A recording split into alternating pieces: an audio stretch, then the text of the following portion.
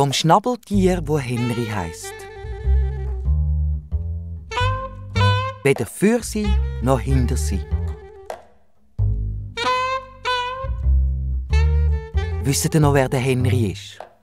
Also ich meine nicht irgendein Henry. Nein, der Henry, den ich meine, ist ein Schnabeltier und wohnt in Tasmanien, auf der ganz anderen Seite der Welt. Also wer noch nie etwas von Tasmanien gehört hat, muss sich wegen dem noch lange nicht schämen.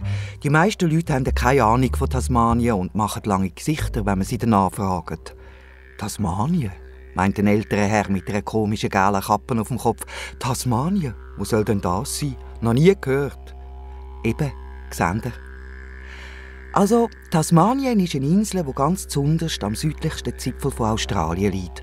Und eben dort, auf dieser Insel, lebt der Henry, unser Schnabeltier. Und weil die Insel auf der ganz anderen Seite der Welt liegt, heisst der Henry eben Henry und nicht etwa Heiri. Und weil der Henry Henry heisst, sagen wir ihm auch Henry und nicht etwa Heiri. Am Henry ist eigentlich nichts Besonderes. Er sieht aus wie jedes andere Schnabeltier auch. Also, Schnabeltiere haben einen Entenschnabel, Hinterfüsse wie ein Seehund, Vorderfüsse wie eine Gans, einen Schwanz wie ein Biber und ein Fähli wie ein Maulwurf.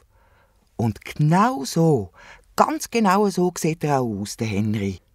Nur ein bisschen anders als die anderen Schnabeltiere ist er schon, der Henry. Er ist nämlich nicht ganz so gescheit wie die anderen.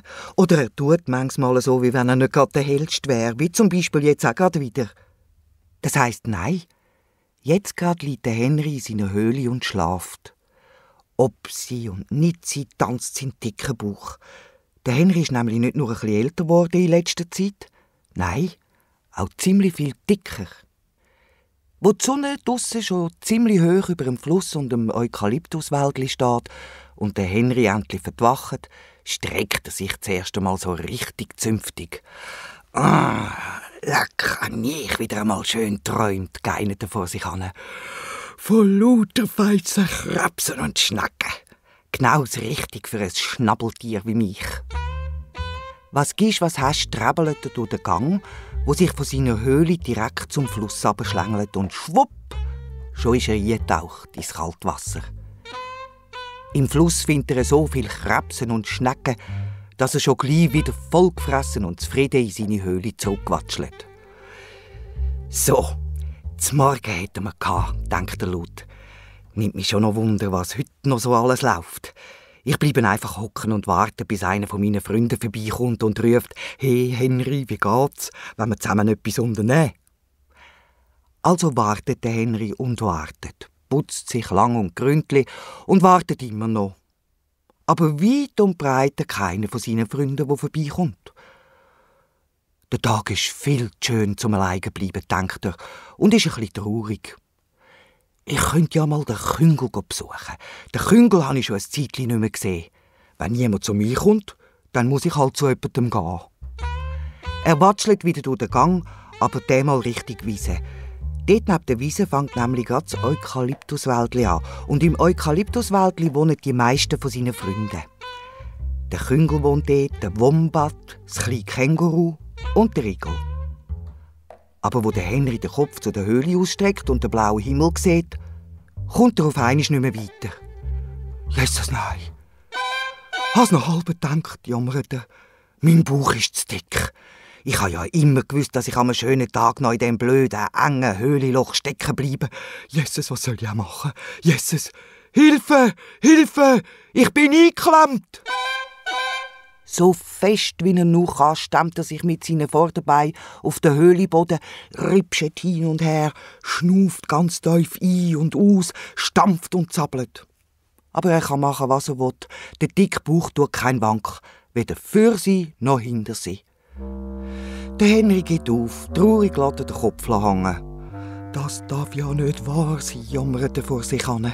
«Ich, das Schnabeltier, wo Henry heisst, bin eingeklemmt im Eingang von meiner eigenen Höhle.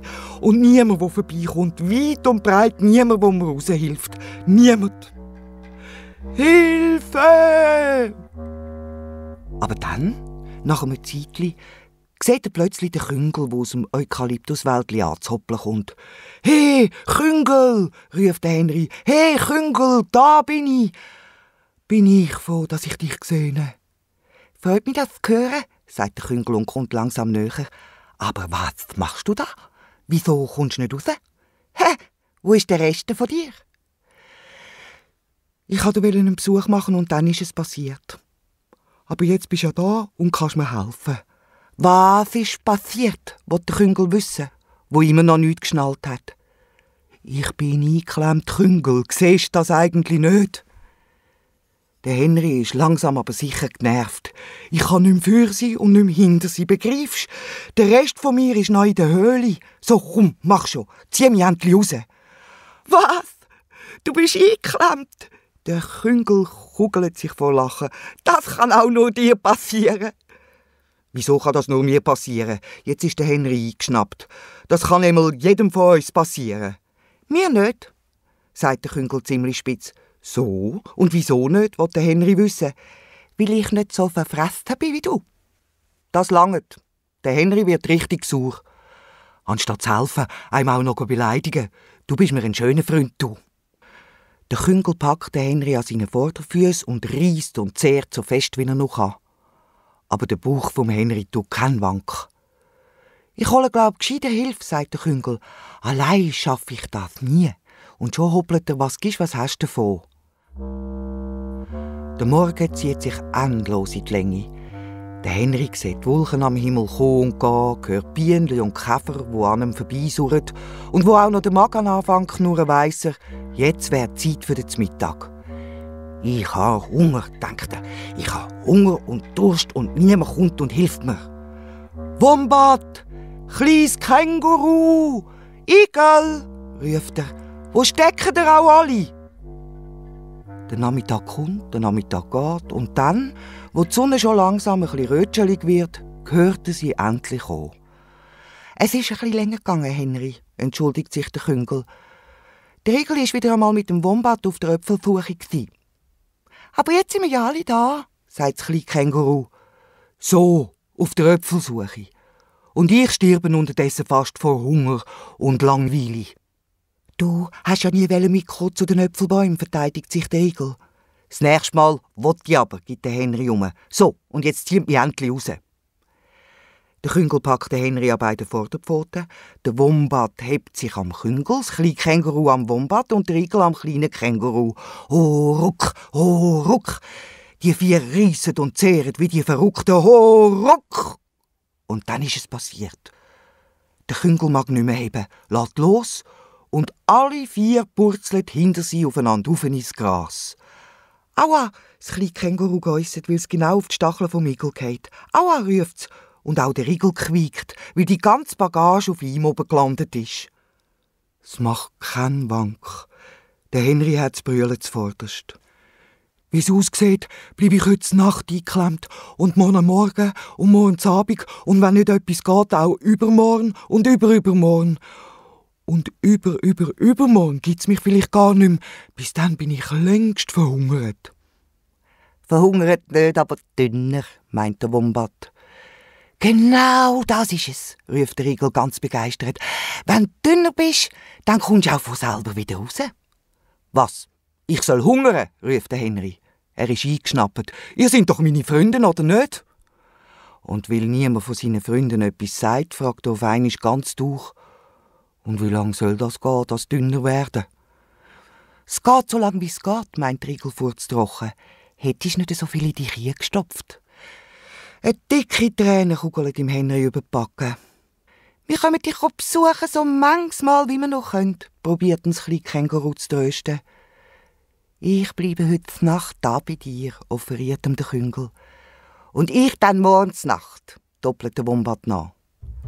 Musst nicht traurig sein, sagt der Küngel, wo sie dann endlich allein sind. Die anderen sind zurück ins Eukalyptuswäldli gezottelt. Es geht nicht lang und du kannst wieder im Fluss schwimmen. Meinst du? Siehst du es dann schon?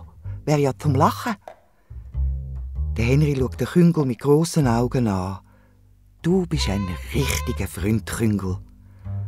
Und dann, weil sie Freunde sind, schauen sie zusammen still und zufrieden auf zum dunklen Nachthimmel von Tasmanien, wo vor lauter Sternen ganz gesprenkelt ist und goldig funkelt und glitzert.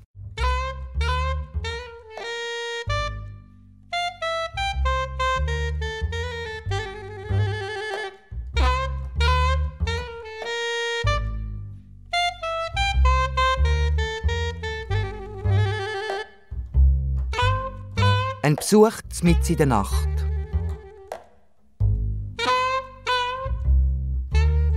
Es ist Nacht in Tasmanien, auf der ganz anderen Seite der Welt. Der Mond ist voll und rund, der Himmel klar und richtig gel gesprenkelt von lauter Sternen. Die meisten Tiere in Tasmanien schlafen schon. Auch der Henry, unser Schnabeltier, sollte schon längstens schlafen. Aber er kann nicht. Er hat Hunger, er hat Durst und er hat lange Zeit nach seiner Höhle. 2 Tage und 2 Nächte ist der Henry jetzt schon eingeklemmt im Eingang von seiner Höhle. 2 Tage und 2 Nächte schon knurrt ihm der Bauch und es zwickt und zwackt ständig im leeren Magen. «Mir ist schlecht vor Hunger», jammert der Henry. «So einen Hunger habe ich noch nie im Leben gehabt.» Aber der Henry darf nichts essen. Er muss fasten. Er muss fasten, bis er so viel abgenommen hat, dass er wieder durch den Eingang von seiner Höhle passt. «Wenn ich nicht nächstens da rauskomme und etwas zu essen finde, dann muss ich den Löffel abgeben und sterben», jammert er weiter. Schnabeltiere sind sich's nicht gewöhnt, so lange nichts zu essen und nächtelang draussen zu bleiben. Oh, bin ich eine arme Kreatur. Der Henry seufzt ganz tief. Und wo steckt echt auch der Wombat? Der Wombat, ein alter Freund vom Henry, hat ihm die Nacht Gesellschaft leisten. «Du musst dann keine Angst haben, so ganz allein im Feistern», hat er gemeint. Aber bis jetzt ist der Wombat noch nicht auftaucht. «Oh, was machst du da?» fragt plötzlich ein Tier hinter dem Henry. Der zuckt zusammen vor Angst. «Wieso sieht man von dir nur den Kopf und fordert jemanden?» «Wer ist da?» Der Henry staggelt richtig vor lauter Angst. Ich habe dich gar nicht gesehen.» «Musst dich halt umdrehen, dann siehst du mich», sagt das fremde Tier. «Kannst nicht zu mir kommen», meint der Henry. «Ich kann mich nämlich dummerweise nicht kehren.» Das fremde Tier trottet um den Henry um und schaut den freundlich an. «Und wieso kannst du dich nicht kehren? Willst du wissen? Das ist doch nicht so schwer.» Der Henry gaffet das fremde Tier ganz verstaunt an. «Seit ich lebe, habe ich am Fluss und im Eukalyptuswald gewohnt. Aber so jemand wie dich habe ich da noch nie gesehen. Wer bist du?» «Ich bin der Koala und auf der Durchreise», gibt das fremde Tier Auskunft. «Aber zuerst will ich noch eine Antwort auf meine Frage. Wieso kannst du dich nicht kehren?» So, Koala heissest du also und bist auf der Durchreise», meint der Henry. Dabei weiss er überhaupt nicht, was das ist, eine Durchreise. «Ja, auf der Durchreise. Aber ich heisse Koala. Koala.» «Ah, so. Und woher kommst denn du, Koala?» Will der Henry weiter wissen. «Komm, erzähl ein bisschen, dann ist es mir nicht mehr so langweilig.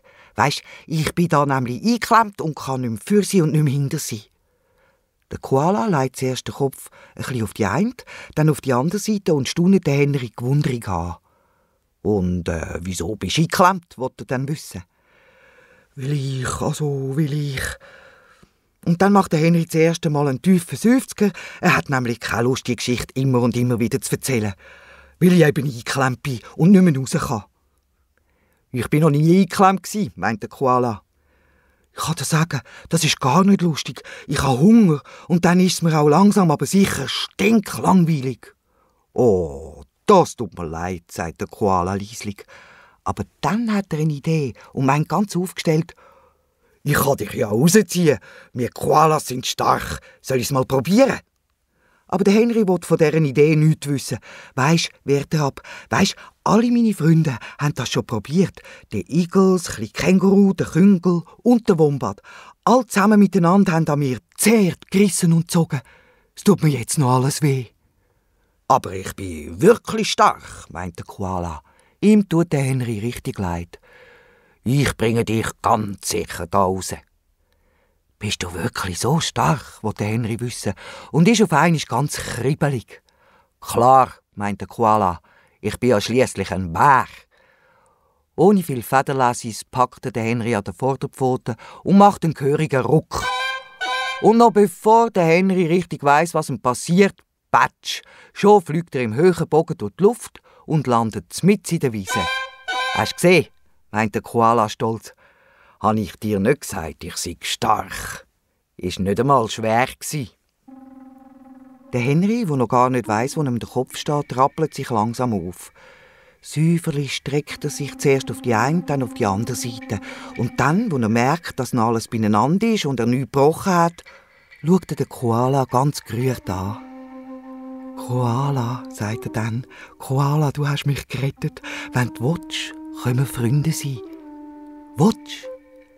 «Gern», meint der Koala, «aber ich bin auf der Durchreise.» «Das vergisst er nie, kannst sicher sein», verspricht der Henry. «Aber jetzt musst du mich entschuldigen, ich habe so einen Mordshunger, ich muss unbedingt etwas essen.» Und schwupp, ein Köpfler ins Wasser und schon ist er verschwunden. Der Koala schaut ihm noch ein Zeitchen lang nach. Er hätte gern noch ein bisschen mit dem Henry geschwätzt, aber der ist und bleibt verschwunden. «Oh, dann vielleicht ein anderes Mal», denkt der Koala und macht sich langsam Richtung Eukalyptuswäldli davon. Der Wombat hat sich unterdessen in seinem Baumstrunk gemütlich gemacht und träumt faul an den Sternenhimmel. Auf einmal kommt ihm in den Sinn, dass er ja versprochen hat, er tue dem Henry in dieser Nacht Gesellschaft leisten. «Jesses, bin ich», fängt's vergesslich, schimpft er mit sich selber, wo er in einem Garacho durch den Eukalyptuswald rennt. Der Wombat kommt einen gehörigen Schreck über, wo er endlich auf der Wiese beim Eingang der Höhle anzuküchen kommt und den Henry nie sieht. «Wo ist echt der jetzt?» staunet er. «Heute Nachmittag war er doch noch da gewesen.» Aber dann kommt der Schiss über. «Jesses, wenn ihm nur nichts passiert ist.» Er schaut in der Höhle vom Henry nach, aber die ist leer. Keine Spur vom Henry. «Sicher hat ihn ein Ungeheuer gefressen», jammert der Wombat laut und rennt zurück ins Eukalyptuswäldli. «Und ich bin schuld, weil ich nicht aufgepasst habe.» Er verkrücht sich in seinem Baumstrunk, aber er tut die ganze Nacht kein Auge zu. Kaum fängt es an Tage, rennt der Wombat zum kleinen Känguru. «Der Henry ist verschwunden», beichtet er im Känguru. «Einfach spurlos verschwunden. Und ich bin schuld, ich habe ihn überall gesucht. Auch in seiner Höhle», will das kleine Känguru wissen und hüpft vor lauter Aufregung ständig hin und her. «Ja», sagt der Wombat, «aber dort ist er auch nicht.» Die beiden rennen zuerst zum Bau vom Küngel und dann suchen alle drei miteinander den Igel. «Nur keine Panik», meint er. «Er ist ganz einfach dünner geworden. Sehr wahrscheinlich hat er stundenlang im Wasser nach Krebsen und Schnecken gesucht. Liegt jetzt vollgefressen in seiner Höhle und fußt seelenruhig. Wir können ja mal schauen, wenn euch das beruhigt.» «Und wie uns das beruhigt?» sagt der Wombat. Und dann sibbelt's, hüpft's, tappelt's miteinander zum Eingang der Höhle. «Hey, hey, Henry!» rufen sie im Chor. «Henry, bist du da? Wenn du da bist, dann gib doch bitte Antwort!» Von dem Geschrei verwacht der Henry, der tatsächlich selig gefuset hat. «Ja, ich bin da, in der Höhle!» ruft er ganz glücklich und zufrieden. «Wartet, ich komme!» Und schon watschelt der Henry den Gang darauf und bleibt. Nein, es darf aber nicht wahr sein. Genau wie vor 3 Tagen an der genau gleichen Stelle stecken. Und wieder schaut nur sein Kopf raus, der Kopf und seine beiden Vorderpfoten. «Hoi zusammen», sagt der Henry. Und dann grinset er ganz verquält. «Da wäre ich wieder.» Die 4 Freunde stehen da wie Ölgötzen mit offenen Mühlen. «Das kann auch noch dir passieren, Henry», sagt endlich das kleine Känguru und schüttelt den Kopf. «Wieso bist du wieder auf dem gleichen Weg gekommen?» fragt der Igel vorwurfsvoll. «Du weisst doch, dass du zu dick bist für den Ausgang», meint der Küngel. «Ja, du Löli», denkt der Wombat, sagt aber nichts. «Ich habe nicht mehr daran gedacht», meint Henry. «Und jetzt bin ich wieder eingeklemmt.» «Aber diesmal», meint er und lacht über das ganze Gesicht, «diesmal habe ich wenigstens keinen Hunger.»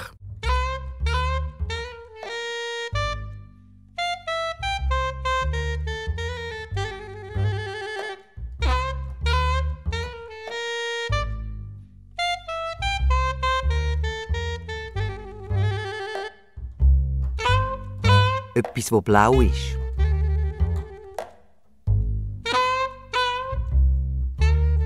Oh, hört eigentlich die Hitze nie auf, stöhnt Henry, als er am Morgen in seiner Höhle verwacht. So eine Bruthitze habe ich ja noch gar nie erlebt. Seit Wochen schon ist es heiß in Tasmanien. Viel zu heiss, sagt der Henry, unser Schnabeltier. Viel zu heiss, sagen auch seine Freunde. Der Wombat, das kleine Känguru, der Igel und der Küngel. Das Gras auf der Wiese ist ganz gel. Ja, sogar braun. Bäume und Sträucher im Eukalyptuswäldli sind am Vertoren. Und der Boden ist so heiß, dass sich die kleinen Tierli ihre Pfötchen verbrennen, wenn sie drüber laufen. Unter den grossen Trauerweiden am Fluss haben sich der Wombat und das kleine Känguru gemütlich gemacht. Sie haben die letzte Nacht da geschlafen, weil es am Wasser weniger heiß ist als im Eukalyptuswäldli, wo sie eigentlich daheim sind. Abgesehen davon geht am Fluss immer ein kleines Lüftchen, das einem das Schnaufen ein bisschen ringer macht. «Der Henry hat's gut», sagt das kleine Känguru zum Wombat. «Der Henry kann wenigstens in den Fluss gumpen und sich dort abkühlen. Aber wir können ja nicht einmal schwimmen.» «Stimmt», meint der Wombat. «Wenn wir schwimmen könnten, wäre die Hitze nur halb so schlimm.» Er seufzt tief und schaut an den Himmel. «Wenn es wenigstens regnen käme.» Aber nein, kein Wölkchen ist zu sehen am Himmel. Weit und breit nicht. Da kommt der Henry ganz langsam über die Wiesen anzuwatscheln. Auch er stiert auf einen hellblau diesigen Himmel. Wieder kein Regen, meint er. Wenn das so weitergeht, müssen wir noch alle sterben an dieser Hitze. Der Wombat und das kleine Känguru können ihm nur recht geben. «Ich würde euch ja gerne in meine Höhle einladen», sagt der Henry. «Aber dort ist es unterdessen auch heiß wie in einem Backofen.» Der Wombat und das kleine Känguru sagen nichts. Sie schütteln nur müde den Kopf. «Ja, ja, ja, ja.» Dann hocken sie nur noch da und stieren Löcher in den Fluss. Nach einer Weile sagt der Henry: «Ich gehe ein bisschen ins Wasser, um mich ein bisschen abkühlen, wenn es euch nicht stört.» «Wieso soll uns das stören?» wehrt der Wombat ab. «Juck du nur ins Wasser und kühl dich ab. Aber wenn uns etwas zu lieb tun, dann kommt bei dir so ins Wasser, dass es zünftig spritzt und mir einen rechten Gutsch verwünscht.» «Oh ja, das wär mega», meint das kleine Känguru lahm, wo vor lauter Hitze ganz durch ist und richtig krank aussieht. «Ja, wenn's weiter nichts ist», ruft der Henry und kumpelt mit so einer Wucht in den Fluss, dass das Wasser in alle Himmelsrichtungen spritzt. Der Wombat und sogar das kleine Känguru jubeln vor Wöhli. «Nochmal, Henry, nochmal», ruft der Wombat. «Ja, nochmal, bitte, bitte, bitte», bettelt das kleine Känguru. Und der Henry gumpet und gumpet und gumpet, bis seine beiden Freunde flotschnass sind und es ihnen ein bisschen besser geht. «Aber jetzt gehe ich gut tauchen», sagt der Henry. Von dem ständigen Niegumpen habe ich tatsächlich Hunger bekommen. Er spritzt den Wombat und das kleine Känguru noch mal so richtig zünftig an. Und dann hopp. Und schon ist er in der Tiefe vom Fluss verschwunden. «Ah, ist das herrlich kühl da unten», denkt der Henry zufrieden, schwimmt kreuz und quer am Boden an und frisst ein Krebs, ein Schneck nach dem anderen. Und als er so durchs Wasser düset, putscht er plötzlich mit dem Kopf an etwas Herz. Und er merkt, wie sich das harte Dings um seinen Kopf legt. «Jesus, was ist echt das?» denkt er und ist ganz durcheinander. Schnell taucht er wieder auf. Aber dann, als er die Augen aufmacht, sieht er nichts mehr. Den Himmel nicht, den Fluss nicht, wie sie mit den Trauerweiden nicht, seine Freunde nicht, die dort drunter hocken. Etwas Grosses, Blaues, hat sich ihm um den Kopf gelegt. Etwas, das er nicht kennt. Etwas, das er auch noch nie geschmeckt hat. «Fahr ab, du blödes Eppis!» schimpft er laut. «Verschwind von meinem Kopf! Ich sehe ja nichts mehr!» Aber das blaue Etwas gibt keine Antwort. Dafür aber seine Freunde, die ihn mit dem blauen Dings auf dem Kopf gesehen über die Wiese rennen. «Hilfe!» brüllt der Wombat. «Hilfe! Hilfe!» kräht das kleine Känguru. «Hilfe! Ein Ungeheuer! Was gibst, was hast?» hagelt sein Eukalyptuswäldli, um sich zu verstecken. Der Henry watschelt hinten rein, so gut es geht. «Ich bin's doch!» ruft er. «Ich, der Henry! Wombat! Kleines Känguru, bleibt doch stehen und helft mir! Nehmt mir das blöde Dings da vom Kopf! Bitte, bitte!» Aber die zwei wollen nichts hören und siebeln vor lauter Angst immer geschwinder und geschwinder. Auch der Henry rennt. Und weil er nicht mehr sieht, wo er durchrennt, rennt er in einem Karacho Kopf voran in einen Eukalyptusbaum hinein. Bei dem Putsch fliegt das Blaue etwas durch die Luft und der Henry landet auf dem Boden. «Aua!» jammert er und reibt sich den Kopf. «Aua!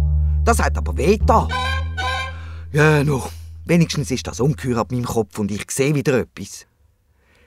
Nur ein paar Schritte weg sieht er das blaue Dings auf dem Boden. Ganz ruhig liegt das komische Etwas da. Ganz vorsichtig schleicht sich der Henry näher und wo er daneben steht und das blaue Dings keine Wank macht, schnüffelt er an ihm um, unten und oben, hinten und vorne. Ein komisches Dings, denkt er. So etwas habe ich noch nie gesehen. Unterdessen haben auch der Wombat und das kleine Känguru gemerkt, dass sie keinen Schiss mehr haben müssen und sind langsam näher gekommen. «Was ist das, Henry?» will der Wombat wissen, bleibt aber in der nötigen Distanz stehen. «Was ist das und wie kommt das auf deinen Kopf?» «Das ist ein Hut», mischt sich jetzt der Igel ein, der in der Zwischenzeit auch auftaucht ist. Der Saukrach hat ihn aus dem Mittagsschläfchen gerissen. «Ein blauer Hut ist das», sagt er wichtig. «Menschen tragen so etwas auf dem Kopf, das habe ich schon manchmal gesehen.» Der Igel muss es ja eigentlich wissen. Er ist doch immer wieder im kleinen Dorf in der Nähe vom Fluss. Für ihn gibt es nämlich nichts Besseres zu fressen wie die Salathäubchen in den Gärten der Menschen. «Nie im Leben ist das ein Hut», mischt sich jetzt auch noch der Küngel ein. Er hat den Lärm auch gehört und hat gewundert, wie er ist, wollte wissen, was da los ist. «Ich bin auch schon manchmal im Dorf bei den Menschen gewesen und ich weiss ganz genau, was das ist.» «Ah so, und was soll das deiner Meinung nach dann sein?» fragt der Igel. Er ist ein bisschen eingeschnappt. «Dings, wo die Menschen Wasser drin tun», sagt der Küngel. «So, und für was sollen die Menschen Wasser in so ein Dings tun, will der Igel wissen?» Nein, es ist ein Hut. Etwas, das sie auf ihrem Kopf tragen. Das weiss ich ganz genau. Ich habe es mit eigenen Augen gesehen. Ich habe es auch mit eigenen Augen gesehen, trötzelt der Küngel. «Sie füllen Wasser drin und stellen es dann in den Garten.» Der Igel schüttelt den Kopf. «Du willst immer alles besser wissen.» «Ich weiss es ja auch besser», gibt ihm der Küngel um. Sollen die beiden doch ruhig weiter streiten und sich angifteln. Der Henry, der Wombat und das kleine Känguru haben nämlich eine Idee. Sie kuscheln miteinander, dann packen sie das blaue Dings mit den Vorderpfoten und ziehen es zurück an den Fluss. «Das gibt es Gaudi», ruft der Wombat. «Endlich können wir uns auch abkühlen.»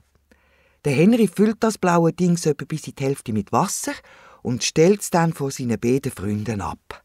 Schnell klettern der Wombat und das kleine Känguru auf den Rand und lassen sich dann mit einem lauten Geäusel einplumpsen. «So ist die Hitze ja direkt zum Aushalten», rufen sie zufrieden und bleiben den ganzen Tag im Wasser hocken. Im Eukalyptuswald aber sind der Igel und der Küngel immer noch am Kiffeln.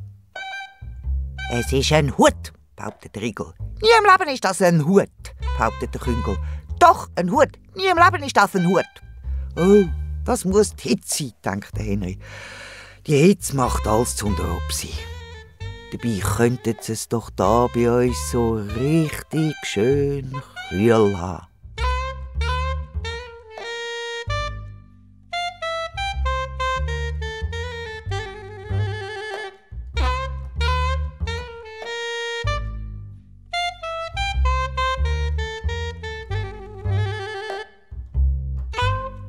Zum Geburtstag eine Überraschung. Der Henry, unser Schnabeltier, sitzt am Ufer vom Fluss und denkt nach. Ist aber auch höchste Zeit, dass er nachdenkt. Sein Freund, der Wombat, hat nämlich nächstens Geburtstag und der Henry hat immer noch kein Geschenk für ihn. Aber nachdenken ist nicht gerade das, was der Henry besonders gut kann. «Was soll ich recht auch nur im Wombat schenken?» hirnet er und schaut die Wellen an, die auf dem Wasser davon tanzen, wenn man nur endlich etwas Gescheites in den Sinn käme. «Henry!» hörte da plötzlich der Küngel schon von weitem rufen. «Henry, ich muss dir unbedingt etwas erzählen.» «Da bin ich», ruft er zurück. «Da unten am Flussbord, aber mach bitte nicht so einen Lärm. Ich muss gerade über etwas Wichtiges nachdenken.» «Und ich muss dir etwas Wichtiges erzählen.» Der Küngel kommt ganz aufgeregt näher. «Etwas, wo noch viel wichtiger ist, als das Wichtige, wo du gerade so wichtig darüber nachdenkst.» Und weil ihm Henry sowieso noch kein Geschenk für den Wombat in den Sinn gekommen ist, schaut der Küngel ganz gewundrig an. «Also, und was ist so wichtig?» «Henry», sagt der Küngel, «Henry», und keucht dabei fast wie eine alte Dampflocke. «Henry, Du kannst dir überhaupt nicht vorstellen, was im Dorf unten los ist. Der Henry weiss natürlich auch, dass der Küngel etwa die ins Dorf der Menschen schleicht. Man kann dort im weichen Boden der Gärten so schön Löcher graben. Und die frischen Rüebli, die es dort hat. Nein, ich kann mir überhaupt nicht vorstellen, was im Dorf unten los ist, sagt der Henry. Also, erzähl schon, mach's nicht so spannend. Menschen, der Küngel flüstert jetzt ganz leise, dass ja niemand anders etwas hört. Menschen haben etwas vor. Aha, so. Ja, etwas Gutes oder etwas Schlechtes, will der Henry wissen. Das weiss ich eben auch nicht, sagt der Küngel ganz wichtig. Auf jeden Fall haben sie ganz einen Haufen Stühle und Bänke aufgestellt und etwas gebaut, wo man anhopfen muss, dass man überhaupt durchkommt. Das müssen wir sofort den anderen erzählen, meint darauf aber der Henry. Also komm!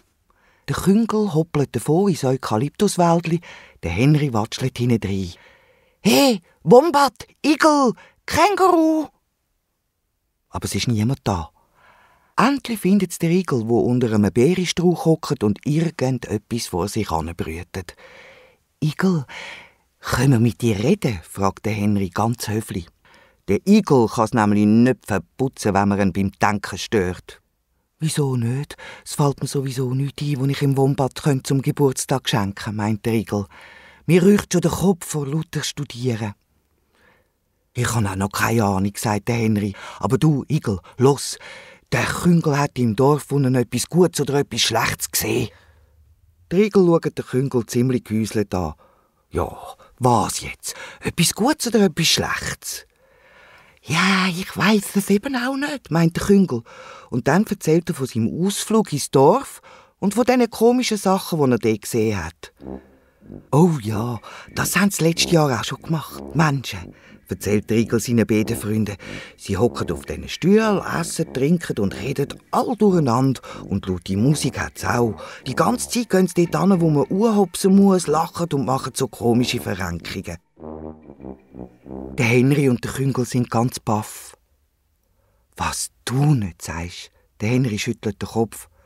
So etwas machen die Menschen wirklich, will der Küngel wissen. Ja, stellt euch vor, so etwas, sagt der Igel, so etwas machen die Menschen wirklich. Und wie es aussieht, haben sie auch noch den Plausch. Im Henry kommt mal eine Idee. Was meinst du? Fragt er noch ein bisschen schüch. Was meinst du, wenn wir... Ja, hättet mir echt auch den Plausch? Oh, sicher schon, sagt der Igel. Ich habe schon ein paar Mal zugeschaut bei so einem Fest. Es ist zwar ziemlich laut, aber das Essen, das Essen, das einmal stehen lässt, ich sage euch, superb. Hä? Der Henry versteht keine Fremdwörter. Formidabel. Was? Phänomenal. Aha. Ja, und du meinst, wollte Henry wissen, der Wombat würde auch? Ja, schon sicher, fällt ihm der Igel ins Wort. Der frisst ja sowieso alles, was ihm zwischen die Pfoten kommt. Dann habe ich eine Idee. Der Henry verplatzt fast vor Wöli. Wir schenken im Wombat zum Geburtstag ganz einfach das Fest. Was meint ihr? Der Küngel schaut den Henry ganz neidig an. Wieso auch ist nicht er auf die Idee gekommen? Aber der Igel ist ganz aus dem Häusli. Henry, das ist eine bäumige Idee, sagt er. Und dann meint er noch, hätte er selber drauf kommen. Und der Küngel fragt er, und wann ist das Fest? Morgen, sagt der Küngel, wie aus der Kanone geschossen. Dabei weiss er es gar nicht genau. Aber er will halt auch einmal ein Lob vom Igel hören. Wir müssen morgen am Morgen ganz früh los. Ja, und du bist sicher, will der Igel wissen. Schon sicher bin ich sicher. Ich könnte mir ruhig auch einmal glauben. Schon gut. Der Igel will sofort dem kleinen Känguru Bescheid geben. Der Henry macht sich auf die Suche vom Wombat. Es ist eine Überraschung, gibt er im Wombat zu verstehen, wo er ihn endlich unter einem grossen Haselstrauch findet. Mehr dürft ihr nicht erzählen. Komm morgen am Morgen früh zum Fluss. Eine Überraschung? Der Wombat kann es fast nicht glauben. Eine Überraschung für mich ganz allein. Genau. Der Henry blöffet ein bisschen gar fest. Aber sorry, Wombat, mehr dürft ihr nicht sagen. Am anderen Morgen, noch bevor es richtig taget, treffen sich alle am Ufer vom Fluss. Dann zotteln sie zusammen los, aber zum Dorf. Ganz leisli düsseln sie dann der Dorfstrasse nach und schon gleich sehen sie die Haufen Bänke und Tisch. Es ist genau so, wie der Küngel erzählt hat. «Und das soll eine Überraschung sein?» fragt der Wombat ganz enttäuscht. Und auch der Henry, das kleine Känguru und der Igel schauen ziemlich blöd rein. Kein Wunder. Weit und breit ist weder ein Mensch noch eine Musik zu sehen. «Die Überraschung kommt erst noch», beruhigt der Küngel seine Freunde und tut es so, wie wenn er fast vergibeln vor Freude. Manchmal muss man halt auf eine Überraschung warten, sonst wäre es ja gar keine Überraschung mehr. Manchmal kommt sie früher, manchmal kommt sie später. Wir können ja dort im Haus auf sie warten. «Ja, wenn du meinst», sagt der Wombat und jagt ziemlich durch hinter dem Küngel hinein. Das Haus ist ein halb kaputter Schopf, vollgestopft mit altem Grümpel. Dann wartet man halt. Der Igel ist ziemlich sauer. Sie hocken hinterst hinten in die Ecke und wartet. Und weil es Warten müde macht, pfuset einer nach dem anderen ein. Wo der Henry gerade so richtig schön von grossen Schnecken träumt, ist für uns plötzlich der Teufel los. Eine Blasmusik schmettert ein Marsch nach dem anderen durch die Gegend und Menschen machen den Höllenlärm. Ist das jetzt meine Überraschung, will der Wombat wissen, und dabei schlottert er vor lauter Angst. Auch den anderen ist die ganze Sache gar nicht geheuer. Nur der Igel ist nicht aus der Ruhe zu bringen. Die Überraschung kommt noch, sagt er. Jetzt wissen wir ja wenigstens, wann sie kommt, giftelt der Küngel an. Und wann ist das, will der Wombat wissen.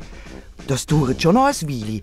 Wenn es draussen wieder ruhig ist, dann kommt die Überraschung. Aber das dauert und dauert, bis die Menschen mit dem Essen und Trinken fertig sind. Bis der und diese seine Rede hat, bis die Musik endlich fertig gespielt hat und niemand mehr komische Verrenkungen macht.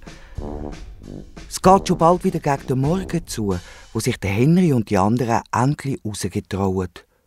Tisch und Stühle stehen noch mehr oder weniger da. Aber der Boden ist übersät mit lauter Zeug zum Essen.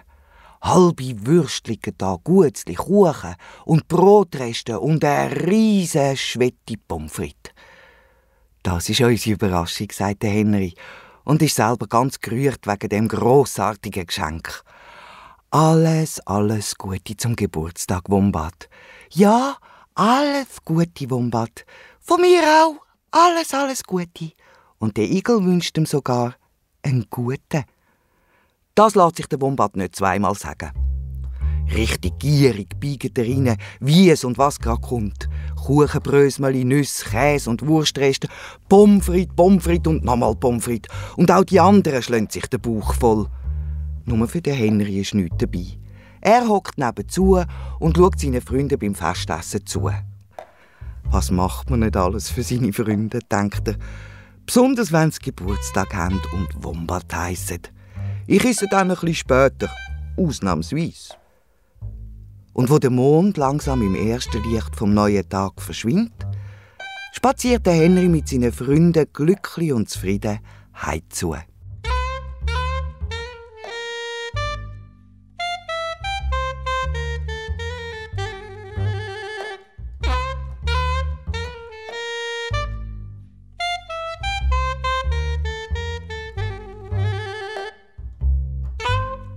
Der Röpfelbaum.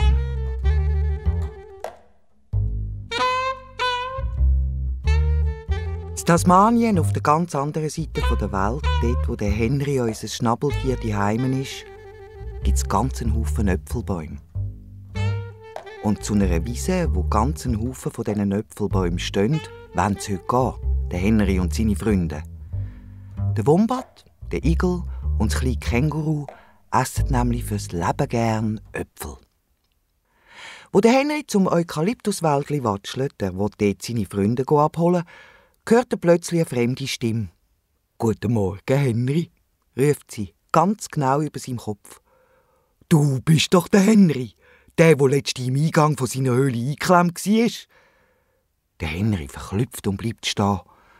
Dann güchselt er ganz vorsichtig ob sie und sieht auf einem Eukalyptusbaum einen Koalabär hocken, der ihn freundlich angrinset. Du weisst, wie ich heisse?» fragt der Henry ganz verstaunt. Der Koalabär nickt mit dem Kopf. Aber wenn du mich kennst, dann müsste ich dich doch auch kennen, meinte Henry. Aber tut mir leid, ich kann mich beim besten Willen nicht an dich erinnern. Was? Der Koalabär klettert in einem Karacho vom Baum ab. Weisst du nicht mehr? Ich hatte doch dort in dieser Nacht geholfen. Jetzt kommt es ihm Henry wieder in den Sinn, wie der Koalabär vorbeigekommen ist und ihm mit einem zünftigen Ruck aus dem verflumeten Loch gezogen hat. Jesus, nein, das ist ihm Henry nie recht, dass er seinen Freund und Helfer nicht mehr gekannt hat. «Ah, da bist du ja wieder», meint er noch ganz verlegen. «Ich habe mich schon die ganze Zeit gefragt, wo du echt steckst.» «Ich bin auf der Durchreise. Ich habe es doch gesagt. Ich bin überall und habe alles gesehen. Darum bleibe ich jetzt auch da, weil... Also da gefällt es mir weitaus am besten.» «Ja, du meinst, du gehst nie mehr fort?» freut sich der Henry. «Nie mehr», sagt der Koalabär. «Ich bin gerade auf dem Weg zu meinem Freund Miguel», sagt der Henry wichtig. «Wir wollen nämlich heute alle miteinander zu den Äpfelbäumen gehen. Also, nicht, dass ich mir etwas aus Äpfeln möchte. Nein, aber ich habe es versprochen. Wenn du willst, kannst du ja mitkommen.» «Ich mache mir auch nichts aus Äpfeln», sagt der Koala. «Aber ich komme mit.» So laufen sie miteinander zu Miguel, wo vor seinem Loch im alten Baumstrunk wartet und schon fast vergibbelt. Und auch die anderen sind schon da. Die staunen nicht schlecht, wo der Henry zusammen mit einem fremden Tier endlich anzuwatscheln kommt. «Das ist der Koala», stellt der Henry seinen neuen Freund vor. «Der Koala ist super stark. Er ist der mich aus dem Gang gezogen hat. Wisst ihr noch? Dort, wo ich eingeklemmt war.» Der Igel, das kleine Känguru, der Wombat und der Küngel schauen den Koala ganz gewundrig an. «Was, so stark bist du?» staunet das kleine Känguru. «Ich kann nichts dafür. Kommt von mir selber, wenn man wie ich den ganzen Tag auf den Bäumen herumklettert», meint der Koala. «Und auf was für Bäume kletterst du denn so rum?» will der Igel wissen. Ihm ist nämlich gerade eine Idee durch den Kopf geschossen. «Auf Eukalyptusbäume», sagt der Koala ganz ruhig. «Und würdest, wenn es sein müsste, auch auf einen Äpfelbaum klettern?» «Wieso nicht? Ich kann auf jeden Baum klettern.» «Wir können nämlich alle nicht klettern.» Das kleine Känguru hat das Gefühl, der Koala müsste das schon ganz genau wissen. «Und wie kommt ihr denn zu euren Äpfeln?» fragt der Koala gewundrig. «Soviel ich weiss, hängen die Besten immer zu oberst oben.» «Das ist ja eben genau unser Problem», gibt das kleine Känguru zu. «Wir könnten nur unter einem Baum sitzen und warten, bis ein Äpfel runterfällt. Und wenn wir Pech haben, fällt keinen runter. Oder aber ein Äpfel fällt uns direkt auf die Birne.» Die anderen können dem kleinen Känguru nur recht geben. «Du musst nicht mitkommen, wenn du nicht willst», meint der Henry. «Es ist nämlich ziemlich gefährlich bei den Äpfelbäumen.» «Aber es würde uns natürlich schon freuen», meint der Igel weiter. «Du bist ja als Freund vom Henry auch unser Freund.» «Natürlich komme ich mit», sagt der Koala. «Und ich rühre euch so viele Äpfel ab, wie ihr nur wollt.» Der Weg zu den Äpfelbäumen ist weit. Quer durch das Eukalyptuswäldli, durch die Wiese und sogar über den Fluss müssen sie und dann noch weiter. Weit, weit hinter dem Dorf der Menschen kommen sie endlich zu einer grossen Wiese. Und die ist voll von grossen Äpfelbäumen. Im Igel und im Wombat läuft direkt das Wasser im Mund zusammen, wo sie die Bäume sehen.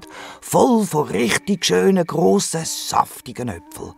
Das kleine Känguru vergibbelt fast vor Freude. Nur der Henry stöhnt. «Oh, wenn ich gewusst hätte, dass das so weit ist, dann wäre ich nicht mitgekommen. Schnabeltiere sind jetzt halt einmal nicht für solche Gewaltswanderungen gemacht.» Der Koala aber ist überhaupt nicht müde. Schon klettert er auf einen höheren Baum, der geragelt voller Äpfel ist. «Welchen willst du, Igel?» ruft er oben runter. «Ich hol dir jeden, den du willst.» «Ist mir gleich», ruft er zurück, «wenn sie nur schön saftig sind.» «Und du, Wombat, welchen Äpfel darf ich dir aber rühren?» «Was heisst da wollen? Vor allem ganzen Haufen. Ich bin nämlich nicht schneiderfrässig.» «Ich auch nicht», piepst das kleine Känguru, das muff ist, weil man ihn scheinbar wieder einmal übergangen hat. «Achtung, es geht los», rief der Koala. «Alle in Deckung da unten!» Und schon plumpst der erste grosse Äpfel ins Gras. Das kleine Känguru verschrickt und macht einen grossen Gump auf die Seite. Die anderen ziehen ihre Köpfe ein. Es geht nicht lang und die Wiese unter dem Baum ist voll von roten, saftigen Äpfeln.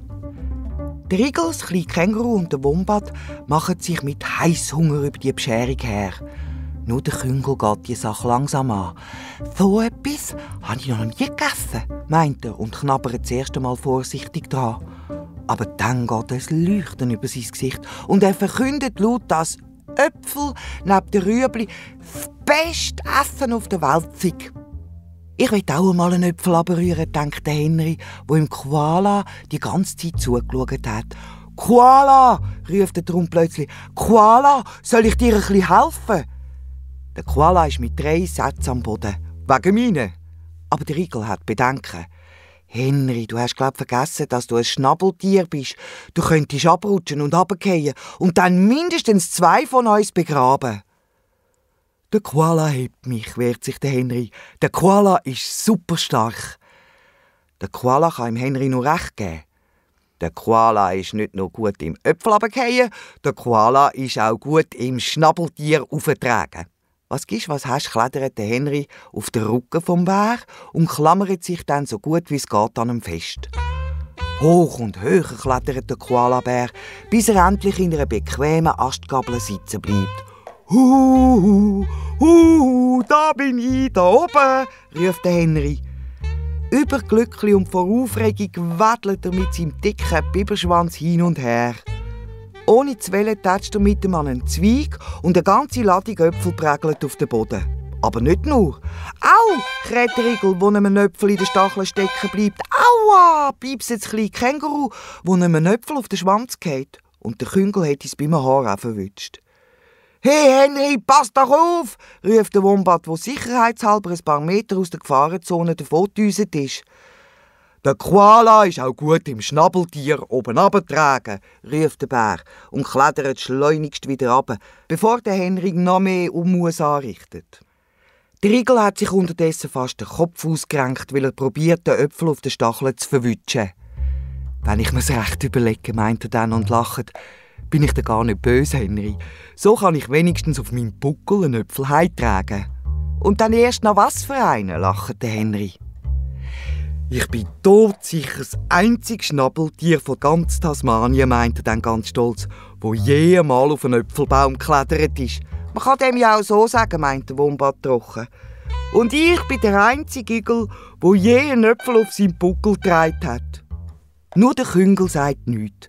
Er frisst unterdessen lieber noch ein paar von diesen grossartigen Delikatessen. Zufrieden und glücklich machen sie sich dann auf den Heimweg und jeder denkt für sich, das ist schon etwas ganz Besonderes, wenn man 5 tätige Freunde hat.